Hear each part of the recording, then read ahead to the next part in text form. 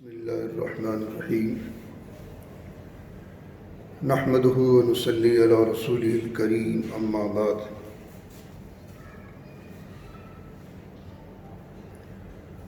عن أبي هريرة رضي الله تعالى عنه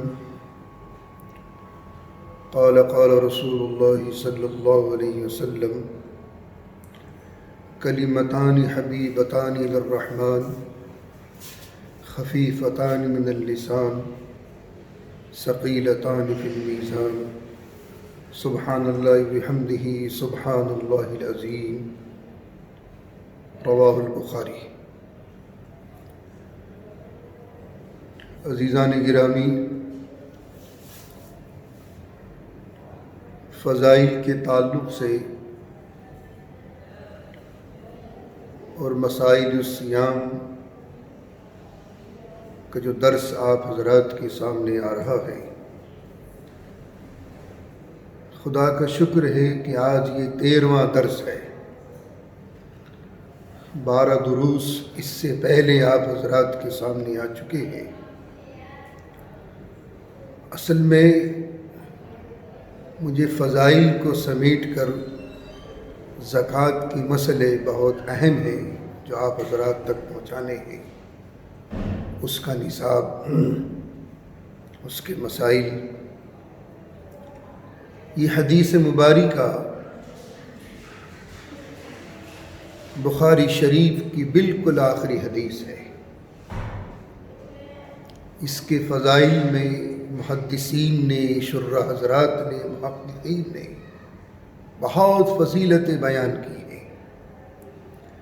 یہ تسبیح ملائکہ بھی کہلاتی ہے، یعنی فرشتوں کی تسبیح۔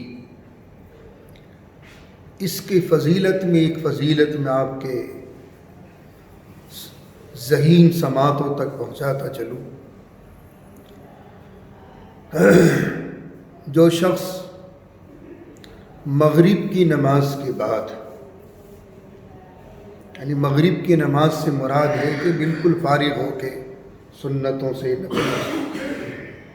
ایک تسبیح اس کی پڑھ لے گا، سبحان اللہ بحمدہ سبحان اللہ العظیم، ایک تسبیح، 100 دانے کی ایک تسبیح، تو اللہ رب العزت والجلال ان کلمات کی برکت سے 40 سال کی عبادت کا ثواب اس کو عطا فرما دے گا۔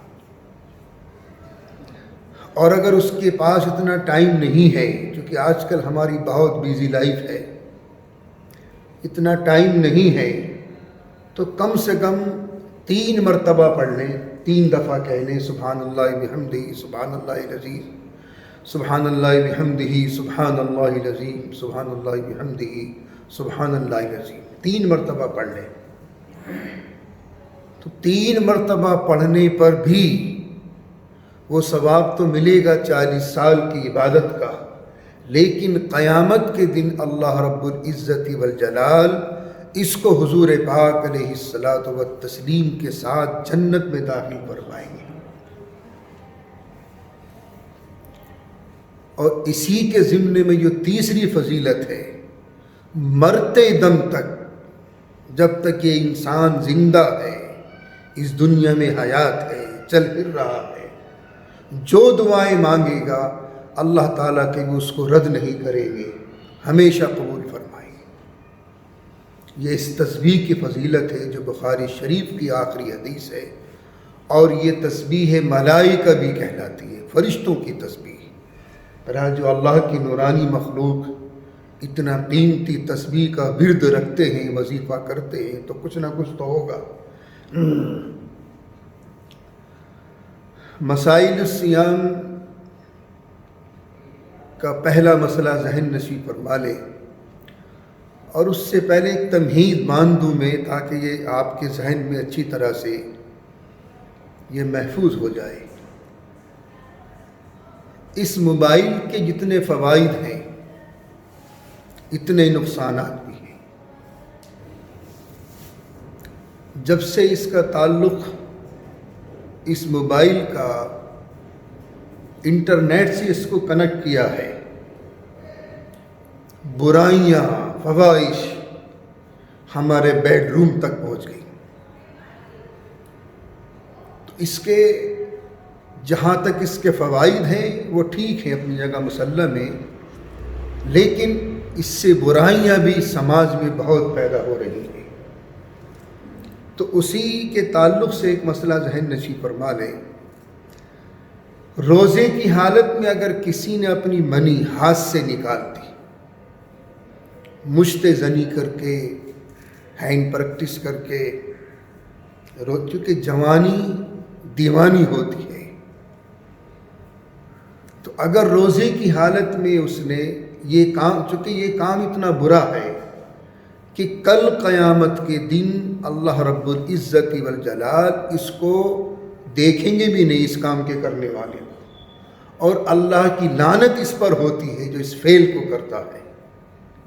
اتنا برا فعل ہے، آخرت کے اعتبار سے بھی برا ہے، دنیاوی اعتبار سے بھی برا ہے، میڈیکل لائن سے، اطباء کی لائن سے اس میں بہت نقصانات ہیں، بہت نقصانات ہیں، جسمانی اعتبار سے بھی بہت نقصانات ہوتے ہیں۔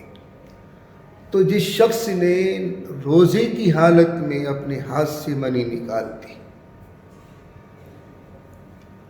تو وہ روزہ تو ٹوٹ جائے گا، لیکن صرف اس روزے کی قضا واجب ہوگی، کفارہ واجب نہیں ہوگا۔ یہ در مختار کا حوالہ ہے۔ دوسرا مسئلہ، روزے کی حالت میں بیوی کے ساتھ بوس و کنار کرتے کرتے انزال ہو جائے، تو روزے کی حالت میں بیوی کے ساتھ بوس و کنار کرنے سے اگر انزال ہو گیا تو روزہ ٹوٹ جائے گا، اور اس روزے کی قضا واجب ہوگی، کفارہ نہیں ہوگا، چاہے ایک کو یا دونوں کو ہو۔ ایک شعر میں سنا دوں اسی بیچ میں آپ کو، لذت لمس تو آنکھوں سے بھی ہو سکتا ہے، لذت لمس تو آنکھوں سے بھی ہو سکتا ہے، میرے حسن کو ہاتھ لگا کر میلا نہ کرو، میرے حسن کو ہاتھ لگا کر میلا نہ کرو۔ تو رمضان شریف میں بہت احتیاط ضروری ہے بہرحال دن کے حصے میں، جبکہ آپ روزے کی حالت میں ہو۔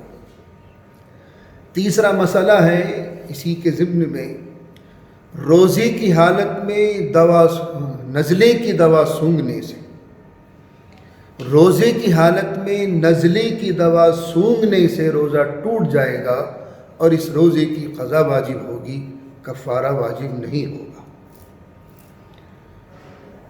مسائل و موبائل،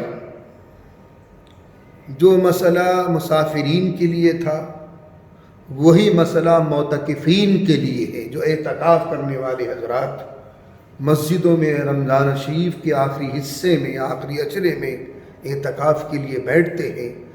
اگر معتکف اپنا موبائل مسجد کے کرنٹ سے چارج کر رہا ہے، مسجد کی بجلی سے چارج کر رہا ہے، تو چارج کرنا جائز ہے، کر سکتا ہے، لیکن چلتے وقت میں کچھ نہ کچھ اس کو مسجد کا خیال کر کے جانا چاہیے، مسجد کی امداد کر کے جانا چاہیے۔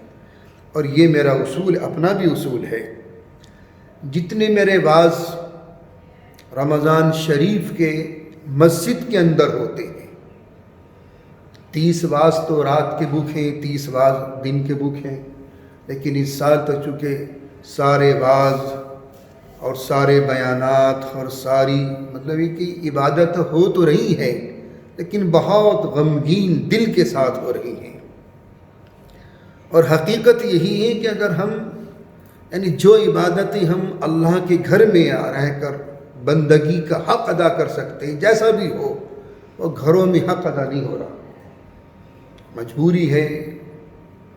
ادھر اس کرونا وائرس کا جو بیماری پھیلی ہوئی ہے، ادھر لاک ڈاؤن لگا ہوا ہے، بہرحال اس سال نہ کوئی واعظ ہوا ہے اور نہ کوئی دن کا نہ رات کا، لیکن جتنے واعظ رات کے ہوتے ہیں مسجد میں، تو اس میں جتنا بھی مائک کے ذریعے کرنٹ خرچ ہوتا ہے یا بتیوں کے ذریعے، اس کا میں چارج لیتا ہوں واعظ کرانے والوں سے الگ سے، یہ میرا اصول ہے۔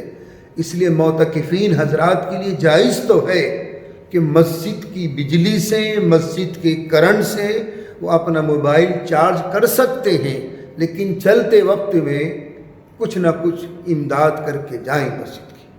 انشاءاللہ باقی تفصیل کل آئے گی۔